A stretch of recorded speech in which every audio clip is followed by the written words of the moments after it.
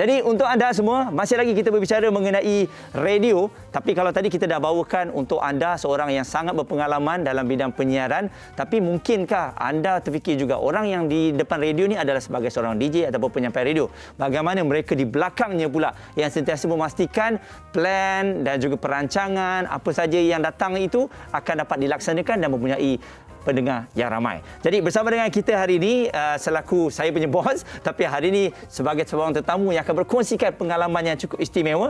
Jadi kita ada Encik Nazri Noran yang merupakan CEO Media Prima Radio yang sekarang ini bersama dengan kita. Apa khabar? Baik. Baik. Jadi Cik Nazri, Nazri kita nak bro Nazri ni. Nazri je. Nazri je senang kan? Sebab kita semua sudah maklum bahawa bagaimana perjalanan Nazri daripada sebagai seorang producer sehinggalah kepada CEO. Ya. Jadi apa yang dilihat pada radio ni? Sebagai orang, bila cerita mengenai radio, orang nampak sebagai penyampai radio. Tapi Nazri lain. Di belakangnya kita. Di belakang tabir. Belakang tabir. Okey, jadi macam mana masa mula-mula? Masa mula-mula tu memang minat radio tu kita suka dengar lah sebagai hobi kan. Suka dengar radio, suka dengar celoteh, sukalah benda pasal radio kan. Lepas tu bila dapat peluang untuk macam jadi intern dalam sebuah radio station kan, rasa macam wah ini macam dream job lah kan. Nak cuba, nak tahu pasal macam mana nak kendalikan sebuah radio station ni kan.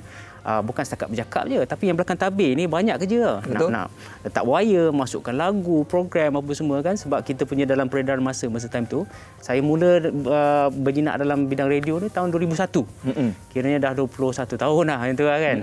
So start daripada bawah, nak tahu pada semuanya. Sebab saya sifat ingin tahu tu kan, lepas tu minat.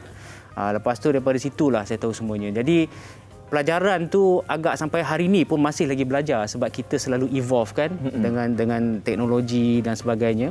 Jadi benda tu yang membuatkan saya masih lagi nak tahu apa lagi yang ada dalam dunia penyiaran ni, radio dan juga audio lah secara keseluruhannya. Tapi kalau kita lihat sebagai seorang yang masa kita bergelar sebagai intern, semua orang nak jadi announcer. Ya. Nazri macam mana? Masa tu bila tengok, yelah sebagai bekerja di radio yang waktu itu semua orang melihat kepada radio swasta.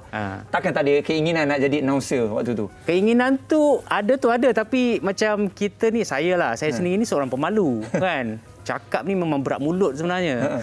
Bila nak jadi penyampai tu tengok dia orang bercakap ni macam muat sendiri kan. Macam dia orang ni dahsyat ni dengan mulut ni kan. Tahu je apa nak cakap je. Saya ni kena ada skrip. Susah sikit. Jadi saya buatkan diri saya ni kerja belakang tabir.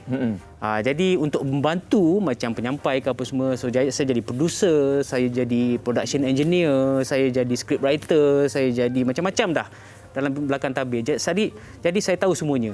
Radio English, radio Tamil pun saya pernah jaga, radio Islamik, radio di Indonesia pun saya pernah jaga. Jadi saya tahu cara keseluruhannya macam mana nak kendalikan radio. Jadi saya belajar lah kan.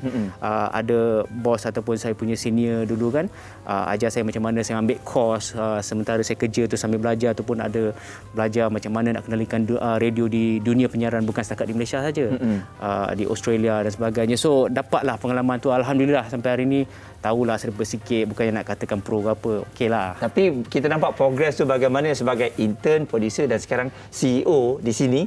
Jadi itu sangat yang luar biasa. Cuma dari segi relevannya radio ni, ramai yang memperkatakan, saya rasa lebih kurang dalam 5 tahun lepas, radio FM akan mati sebab ada banyak streaming muzik ni masuk. Yes. Jadi pandangan Nazri sendiri. FM tu dia macam evolusi. Dia macam dulu masa radio mula pun AM kan, orang dengar AM, dia mono kan. Lepas tu bila ada FM ni macam tahun 50 ke atas kan, 50-an, 70-an macam tu dah transfer kepada FM, lebih stereo kan. Jadi lepas tu pula the system have changed, format radio pula, daripada cerita-cerita macam block programming kepada format radio. So it's very fast paced. Lepas tu pula sekarang ni online, digital streaming. Tapi radio tu tetap ada. Tapi mungkin cara dengar tu bukan setakat frekuensi saja, boleh pergi ke digital sebab kita ada gadget. Tapi yalah, kita sedia maklum kan, tak semua tempat coverage internet tu bagus. Kadang-kadang kena perlu juga traditional reach macam FM ni. So it's an adaptation. Radio tu kan akan sentiasa ada. Sebab kalau kita tengok portal-portal streaming pun apa semua pun, diorang pun ada sedia buat channel radio tersendiri supaya kita boleh bercakap. Tapi sebab radio ni dia pentingnya informasi. Sebab main lagu, lepas tu kita bagi informasi semasa, entertainment, artis untuk dipromosikan, bagi peraduan macam semalam kita bagi kereta untuk Molek FM kan. Konsert bagi tahu macam yalah sekarang ni pandemik kan, bila ada show ke apa semua kita bagi macam mana nak akseskan konsert untuk artis-artis yang kita suka. Macam tu lah. So it's very even kalau macam ada banjir pun itu kan, kita bagi informasi pasal banjir kan, apa kejadian tengah berlaku ni apa semua, okey kita crossover dengan tempat-tempat yang terkena pada masa waktu tu. Dan kita juga kalau ada kesempatan tu memang turun padang. Jadi itulah berbezanya sebagai penyampai radio. Kalau dulu hanya di konti saja, di studio saja, tapi sekarang ni kita turun padang untuk bersama dengan mereka untuk merasai apa yang berlaku tu dan kita berikan juga bantuan. Tapi kalau kita lihat dari segi bagaimana peraduan, apa saja pergerakan di dalam radio itu memainkan peranan yang penting supaya dapat menarik ramai pendengar-pendengar yang ada. Sebab mungkin orang tahu, pendengar nak tahu, kita nak DJ cakap lagu, dah tu je. Tapi sebenarnya diorang tak perasan yang diorang diselami dengan peraduan, ada pelbagai jis-jis yang lain untuk orang stick dengan radio tu. Jadi ini saya rasa cabaran sebagai seorang CEO untuk melihat perkara ini di semua peringkat. Itu cabaran tu memang sentiasa ada lah, sebab kita nak menonjolkan radio kita ni bagus ataupun compete dengan radio sedia ada. Malaysia ni unik. Sebab Malaysia ni antara radio market yang antara unik bukan setakat di Asia, maybe di dunia lah. Sebab kita boleh berbahasa dalam 4 bahasa. Bahasa Inggeris, bahasa Malaysia, bahasa Cina dengan bahasa Tamil. Kan? Kalau pergi negara lain, bahasa dia orang je. Bahasa Inggeris, bahasa Indonesia, bahasa Thailand, bahasa Thailand. Kita ni agak unik. Jadi kita punya frekuensi pun rich. Kita macam satu license tu boleh reach satu Malaysia. Tak sesetengah negara, satu bandar saja kan. So itu kelebihan kita. Jadi peraduan ni untuk kita menonjolkan macam Pantai Timur kan, kita khaskan untuk Pantai Timur. Dengan bahasa logat dia, dengan lagu-lagu yang ikut cita rasa Pantai Timur dan apa yang peraduan ikut cita rasa kat sana.